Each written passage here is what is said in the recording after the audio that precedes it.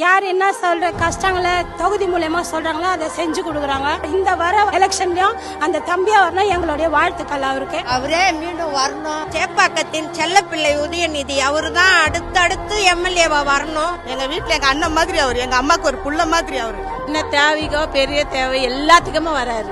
அது எங்களுக்கு செல்ல புள்ளா ஒரு, எங்களுக்கு தங்க புள்ளா ஒரு. வீட்டுல இருக்கவங்க நாங்க யாரன்னா கூப்பிட்டா எப்படி உடனே வருவாங்க, எதனா அதே மாதிரி அவரு. செல்ல புள்ளிய உனக்கு நன்றி, நீ மக்களுக்கு செஞ்சதுக்கு நன்றி. அன்பு உதயநிதிக்கு அம்மாவின் பொங்கல் வாழ்த்துக்கள்.